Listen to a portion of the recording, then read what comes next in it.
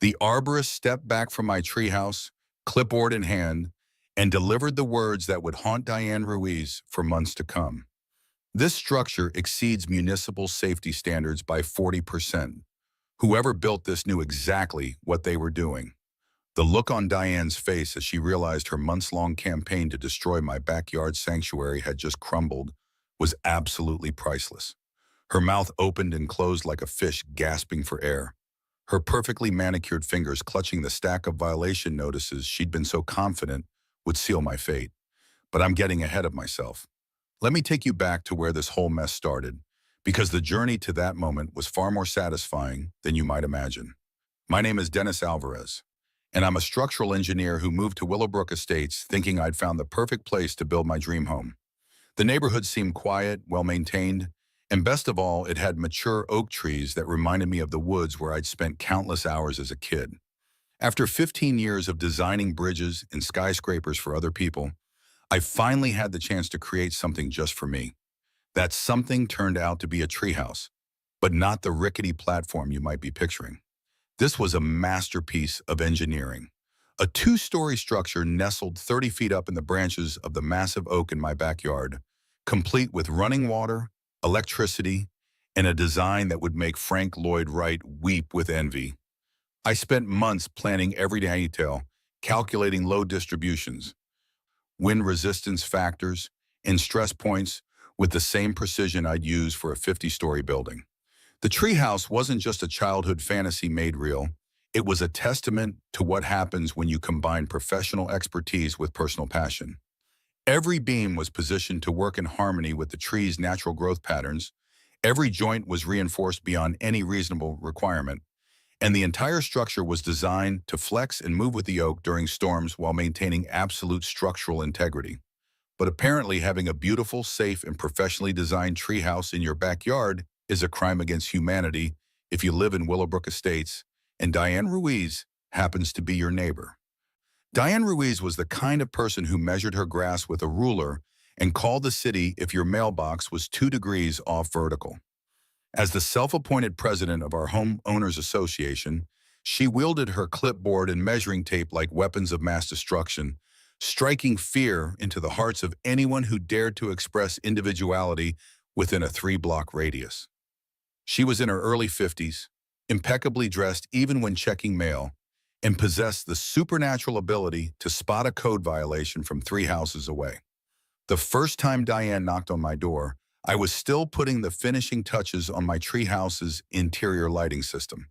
It was a Saturday morning in late September, and I was looking forward to spending the afternoon reading in my new aerial sanctuary when her sharp rap interrupted my coffee. I opened the door to find her standing there with that clipboard, her lips pursed in what I would later learn was her default expression of disapproval. "Mr. Alvarez," she said without preamble, "I'm Diane Ruiz, president of the Willowbrook Estates Homeowners Association. We need to discuss your unauthorized structure." I glanced back at my treehouse, visible through the kitchen window, and felt a familiar surge of pride. "You mean my treehouse? What about it?" "What about it?" Her voice climbed an octave. "It's a massive eyesore that violates at least 6 different HOA covenants, and I have it on good authority that you never submitted plans for approval. This neighborhood has standards, Mr. Alvarez." I kept my voice level, drawing on years of experience dealing with difficult clients. "I'd be happy to show you the engineering specifications and safety documentation. Every aspect of the construction exceeds local building codes." But Diane wasn't interested in facts or documentation. She was interested in control, and my treehouse represented a challenge to her authority that she simply couldn't tolerate. "The HOA covenants are very clear about unauthorized structures," she continued, consulting her clipboard like it contained the 10 Commandments. "Section 12.4 specifically prohibits any outbuilding or structure that extends above the primary roof line without prior written approval." "The treehouse doesn't extend above my roof line," I pointed out, which was technically true since the highest point of the structure was still several feet below my chimney. "That's a matter of interpretation," she snapped, "and regardless, you still needed approval before construction. The fine for this violation is $500, with an additional $100 per day until the structure is removed." I stared at her for a moment, trying to process the audacity of someone demanding I tear down a structure I'd spent months designing and building with my own hands. Ms. Ruiz, I think there's been a misunderstanding. I've reviewed the HOA covenants thoroughly, and my treehouse complies with all relevant regulations. I don't need to inspect anything, she said, her voice dripping with condescension. I can see from here that it's an unauthorized eyesore. You have 30 days to remove it voluntarily, or the HOA will take legal action to force compliance. With that cheerful declaration, she spun on her heel and marched back to her own property, leaving me standing in my doorway wondering what kind of neighborhood I'd moved into. I spent the rest of the day researching HOA law and reviewing every line of the covenants, looking for any loophole or technicality that might support Diane's position. What I found instead was a document so vaguely worded and riddled with contradictions that it could be interpreted to ban virtually anything. Over the next few weeks, Diane escalated her campaign with methodical precision. First came the formal violation notice, delivered by certified mail and copied to every member of the HOA board. Then came the follow-up letters, each one more threatening than the last, promising legal action and additional fines if I didn't comply immediately. The breaking point came on a Tuesday evening in October when I returned home from work to find Diane standing in my backyard with two other people, pointing up at my treehouse and gesturing animatedly. I walked over to investigate and discovered she'd brought what she called expert witnesses to document the supposed safety hazards. "Mr. Alvarez," she said when she saw me approaching, "I'd like you to meet Janet Roberts from the City Planning Department and Joshua Brown, a local contractor. They're here to assess the structural integrity of your unauthorized building." Janet looked uncomfortable, shifting her weight from foot to foot and avoiding eye contact. Joshua, on the other hand, seemed to be enjoying the show, smirking as he pointed out various aspects of my construction that he claimed were clearly substandard. "This whole thing is a disaster waiting to happen," he announced, loud enough for half the neighborhood to hear. "The weight distribution is all wrong, the support beams are undersized, and don't even get me started on the electrical work." I felt my jaw clench as I listened to this hack criticize work that I knew was flawless. "I'd be happy to show you the structural calculations and load-bearing specifications," I said, keeping my voice steady. "Calculations?" Joshua laughed. "Buddy, I've been building things since before you were out of diapers. I don't need calculations to see a death trap when I'm looking at one." That's when I realized that Diane hadn't brought these people to conduct a legitimate inspection. She'd brought them to provide ammunition for her crusade, regardless of the actual facts. The next phase of Diane's assault came in the form of what she called a neighborhood safety survey. She went door to door armed with a petition demanding the immediate removal of my dangerous and unsightly treehouse and collecting signatures from anyone gullible enough to believe her dire warnings about property values and structural collapse. But a few people had questions, and that's when I started to understand the true scope of Diane's influence in the neighborhood. Linda Thomas, who lived 2 houses down, stopped by my place the evening after Diane's visit to ask about the petition. "She made it sound like your treehouse was about to fall down and crush someone's house," Linda said, standing at my front door with a confused expression. "But looking at it from the street, it seems pretty solid to me." I invited Linda inside and showed her the engineering documentation, explaining the safety features and structural design in terms she could understand. Her eyes widened as she realized the level of expertise that had gone into the construction. "This is incredible," she said, flipping through the calculations. "Diane made it sound like you just threw some boards together and hoped for the best. She said you were some kind of amateur hobbyist who didn't know what he was doing."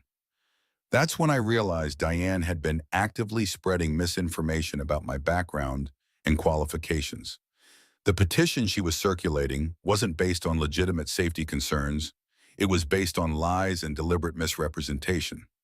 I started making my own rounds in the neighborhood, not to campaign against Diane, but simply to provide accurate information about my background and the treehouse construction. The response was eye-opening. Most people had no idea I was a professional engineer, and many were genuinely impressed when they learned about the level of planning and expertise that had gone into the project. But Diane wasn't finished. When her petition drive failed to generate the overwhelming support she'd expected, she escalated to what she called official channels. I came home from work one Thursday to find a notice from the city building department requesting documentation for my unpermitted structure. Diane had filed a complaint alleging that I'd built the treehouse without proper permits and in violation of city safety codes. The irony was delicious. I'd actually obtained every permit required by city code before beginning construction, something Diane would have known if she'd bothered to do 5 minutes of research. I gathered all my documentation and scheduled an appointment with the building department. The meeting took place on a Friday morning in the building department's main office. Diane arrived with her clipboard and a folder full of photographs, clearly expecting to present her case to a sympathetic audience. What she found instead was James Evans, the senior building inspector, reviewing my permits and engineering documentation with obvious professional interest. "Mr. Alvarez," James said as we sat down, "I have to say, this is some of the most thorough documentation I've seen for a residential project. Your structural analysis is more detailed than what we require for most commercial buildings." Diane's confident expression began to falter as James continued his review. "The permits are all in order, the inspections were completed on schedule, and frankly, this treehouse probably meets seismic safety standards better than half the houses in the city. But surely there must be some violation," Diane interjected, consulting her notes frantically. James shook his head. "The structure complies with all applicable city codes. The city has no grounds for action here." Diane left the meeting in a state of barely controlled fury, muttering about incompetent city officials and corrupt inspectors. But the letter also revealed something interesting. It was signed by Ronald Watson, a lawyer I recognized from my professional network. "Ronald Watson's office, this is Samantha speaking." "Hi, Samantha. This is Dennis Alvarez. I need to speak with Ronald about a legal matter he's handling for the Willowbrook Estates HOA." There was a brief pause, then Ronald's familiar voice came on the line. "Dennis, good to hear from you. I heard you'd moved out to Willowbrook. Actually, that's why I'm calling. You sent me a letter yesterday about a treehouse violation." Another pause, longer this time. "You're the treehouse guy?" Diane Ruiz made it sound like we were dealing with some amateur who'd thrown together a dangerous structure without permits. "Ronald, I'm a structural engineer. The treehouse has full permits, passed all inspections, and exceeds every applicable safety standard. We arranged to meet that afternoon at Ronald's office. I brought every piece of documentation related to the treehouse construction." Ronald reviewed everything with the careful attention of a lawyer who was beginning to realize he'd been misled by his client. "This is embarrassing," he said finally. "Diane told me you were some kind of weekend warrior who'd built a dangerous structure without permits or professional oversight." "The city inspector said it was one of the best documented residential projects he'd seen," I replied. Ronald leaned back in his chair, clearly processing the implications. "Dennis, based on what I'm seeing here, the HOA doesn't have grounds for the action they were demanding. So what happens now?" "Now I have a conversation with my client about the difference between what she told me and what the facts actually show." That conversation apparently didn't go well. 2 days later, I received another letter from the HOA, this time from a different attorney. Brenda Thomas specialized in aggressive advocacy for homeowner associations and had a reputation for taking cases other lawyers wouldn't touch. That's when I realized that playing defense wasn't going to be enough. Diane had made it clear that she would keep escalating until she got what she wanted. It was time to go on the offensive. The key was in something I'd noticed during my review of the HOA covenants. The document was full of vague language and contradictory requirements, but buried in Section 15 was a clause about aesthetic harmony that could be interpreted very broadly. If Diane wanted to play games with selective enforcement, I was going to give her a master class. I spent the next weekend walking through the neighborhood with a camera and a measuring tape, documenting every single violation of HOA covenants I could find. And there were a lot of them. Mailboxes that were the wrong color, gardens that extended beyond approved boundaries, decorative elements that weren't specifically authorized. The most interesting discovery was in Diane's own backyard. Her prized garden extended nearly 3 feet beyond the property line into what should have been common area. More importantly, I couldn't find any record of HOA approval for her decorative fence installation, which meant it was exactly the kind of unauthorized structure she'd been accusing me of building. I started by reaching out to other residents who'd been targeted by Diane's enforcement campaigns. It didn't take long to find them, and their stories were remarkably consistent. Diane would identify some minor violation, often something that had been overlooked for years, and then pursue it relentlessly while ignoring identical violations by her supporters. Linda Thomas was one of her victims. She'd made the mistake of suggesting at an HOA meeting that the neighborhood might benefit from a community garden, which Diane apparently viewed as a challenge to her landscaping authority. Within days, Linda received violation notices for her mailbox placement, her porch decorations, and even the color of her front door. She made my life miserable for months, Linda told me during a conversation in her backyard. Every time I fixed one violation, she'd find another one. That's exactly what Diane was counting on. She'd created a system where resistance was more expensive and exhausting than compliance. But she'd made one crucial mistake. She'd targeted someone who understood systems and knew how to exploit their weaknesses. My plan was simple in concept but complex in execution. I would document every covenant violation in the neighborhood and then demand equal enforcement of all regulations. The selective enforcement that gave her power would become the weapon that destroyed it. I spent 3 weeks compiling a comprehensive report that documented 47 clear violations of HOA covenants throughout the neighborhood. Each violation was photographed, measured, and cross-referenced with the specific covenant language it violated. The crown jewel of the report was a section dedicated to violations by HOA board members and their immediate allies. Diane's fence and garden violations were just the beginning. Board member Janet Roberts had installed unauthorized solar panels. Board treasurer Joshua Brown had painted his house a color that wasn't on the approved palette, but I didn't stop there. I also researched the legal requirements for HOA governance and discovered that Diane had been violating several state laws in her role as president. She'd been making unilateral decisions that required board votes, spending HOA funds without proper authorization. I requested a meeting with the HOA board to discuss my treehouse situation, and Diane agreed, probably expecting another opportunity to publicly humiliate me. The meeting was scheduled for a Thursday evening in the community center. "Mr. Alvarez," Diane began as soon as I sat down, "I hope you're here to discuss compliance with the board's directive to remove your unauthorized structure." "Actually, I'm here to discuss compliance with HOA covenants more generally," I replied, opening my folder. "I've been reviewing the enforcement patterns over the past few years, and I've identified some concerning inconsistencies." I handed each board member a copy of my summary, watching their faces as they realized what they were looking at. Janet Roberts went pale when she saw the photos of her unauthorized solar panels. Joshua Brown's jaw tightened as he reviewed the documentation of his paint color violation. "This is ridiculous," Diane said, though I could hear uncertainty creeping into her voice. "I'm not pointing fingers," I said calmly. "I'm documenting a pattern of selective enforcement that violates both the HOA's own governing documents and state law." Diane fumbled through her papers, clearly struggling to find the specific language she'd been claiming supported her position. The truth was that her entire case had been based on her personal interpretation of vaguely worded covenants. "The aesthetic standards," she said finally. "Section 12 clearly states that all structures must maintain harmony with the neighborhood character." Section 12.3, I corrected, states that structures must be reasonably consistent with the general architectural style of the community. My treehouse is built from natural materials that complement the existing landscape.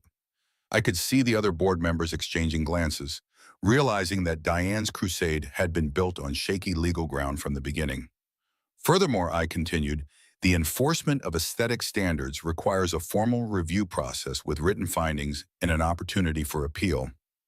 No such process was followed in my case. That's when Joshua Brown finally spoke up. "Diane, maybe we should table this discussion until we can review the legal implications more carefully." "Table it?" Diane's voice rose an octave. "We've been pursuing this for months." "We're not abandoning anything," Janet said, clearly trying to defuse the situation. We're just acknowledging that Mr. Alvarez has raised some valid procedural concerns.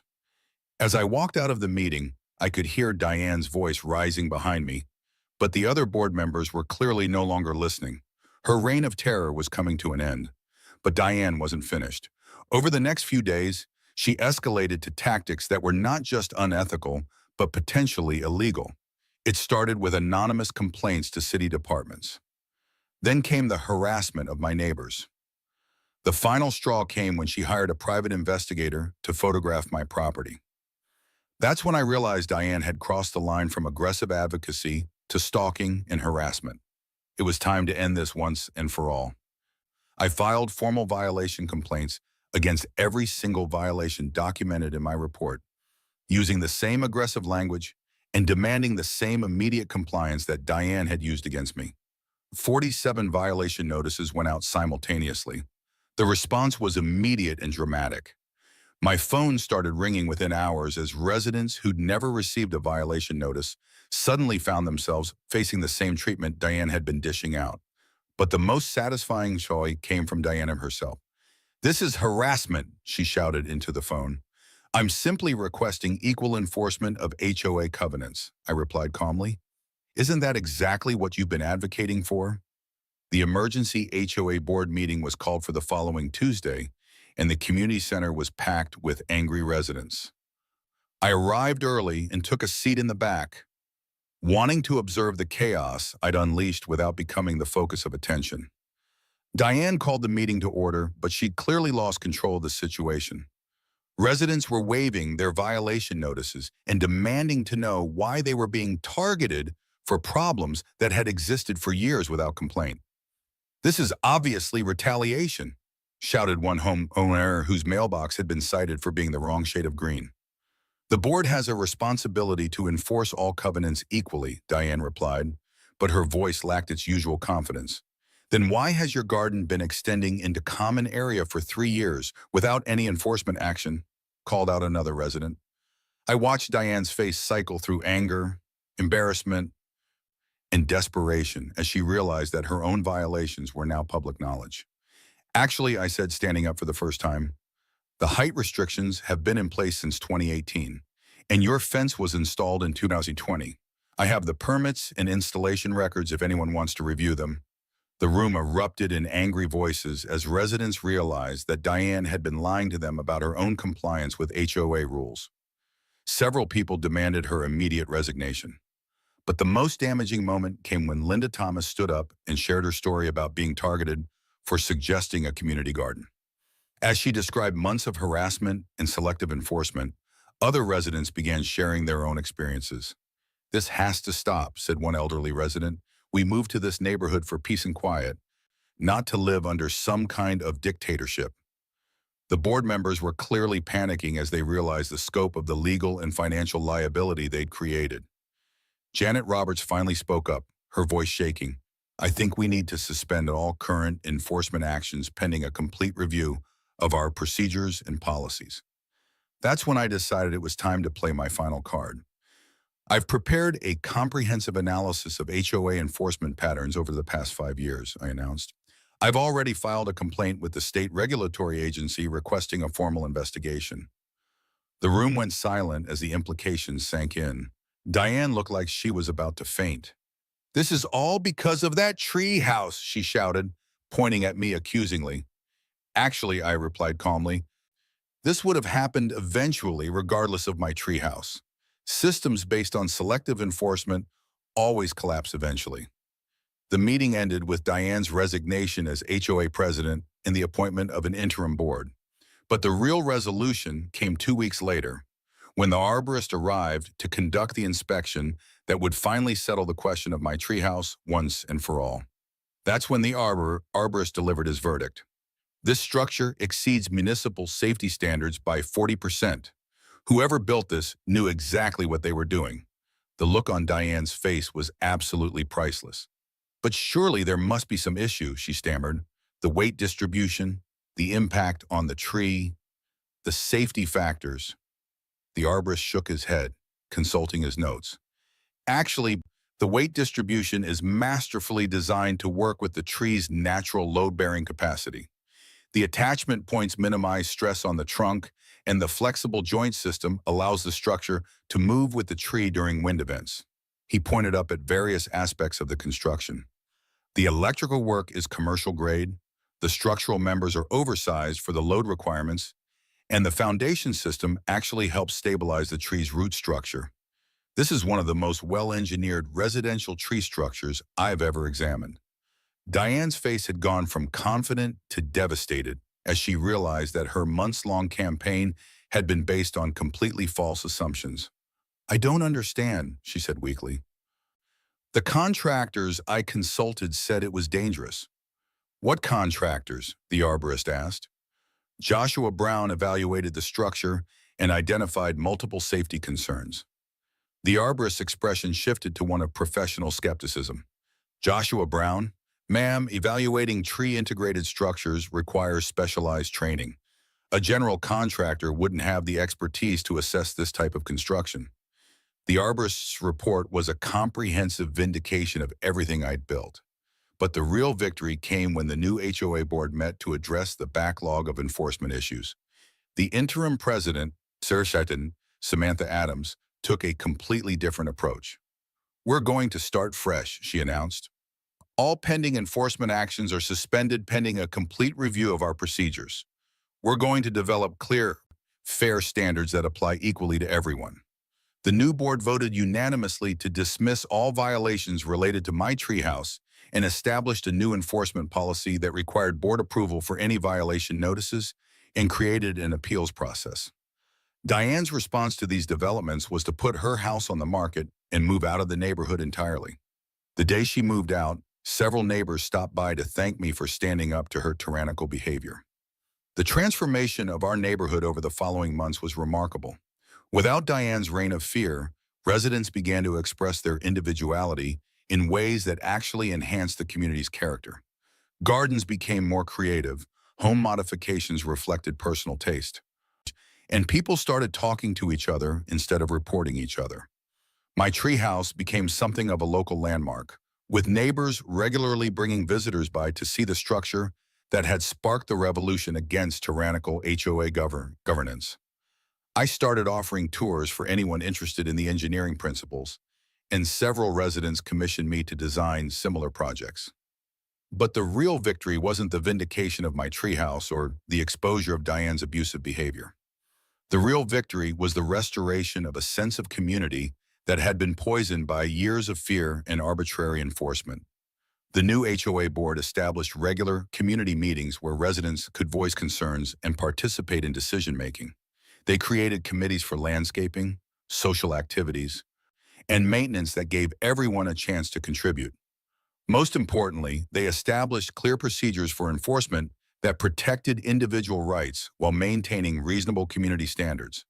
The committee asked me to serve as the structural engineering consultant, a role that allowed me to help other residents pursue their own creative construction projects safely and legally. Over the next year, I helped design a children's playground, a community pavilion, and several smaller tree houses. The financial impact was significant too.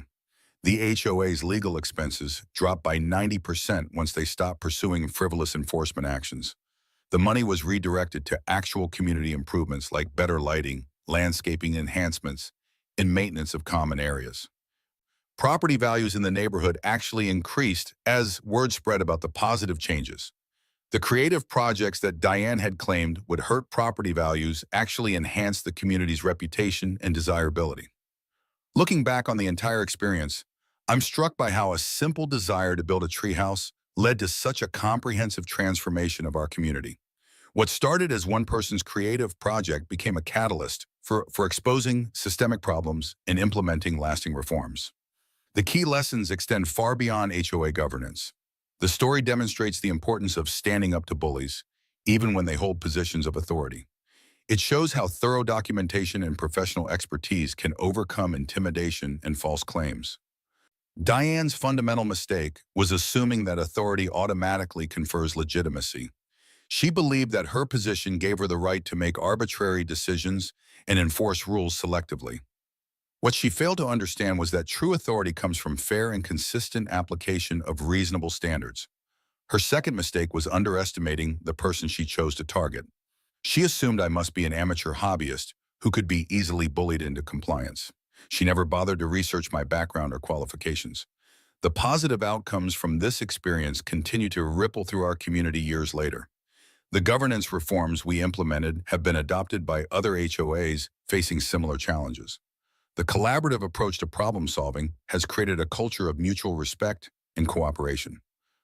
My treehouse still stands as a testament to what's possible when expertise meets creativity within a framework of reasonable regulation.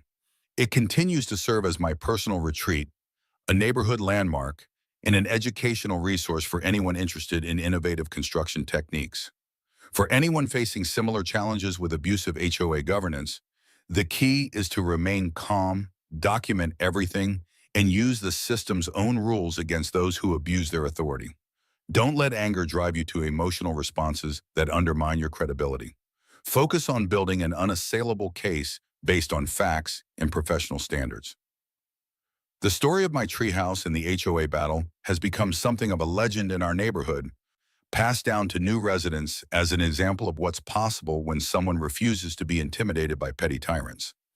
Children who were too young to remember the conflict now play safely in a community where creativity is encouraged rather than punished. The engineering principles I used have been applied to numerous other projects throughout the community. We now have elevated walkways connecting several properties, observation platforms, and even a small suspension bridge that has become a favorite spot for photographers. These projects demonstrate that innovative design can enhance rather than detract from community character.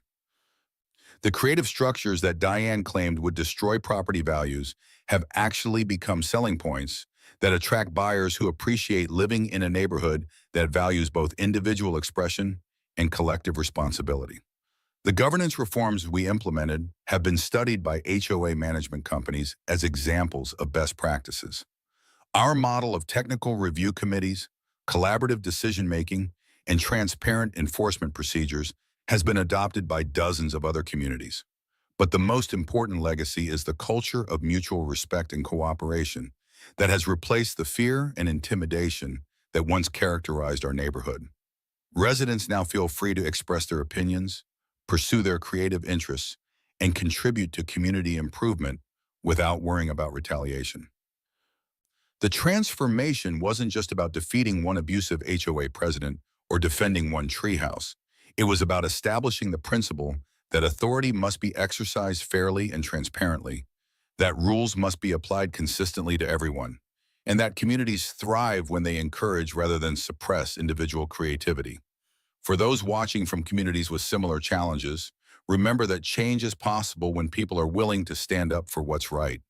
Document everything, build alliances with like-minded neighbors, and use the system's own rules to demand fair treatment. As I write this conclusion from my treehouse office, watching the sunset through the oak leaves, I'm reminded that the best victories are those that create lasting positive change.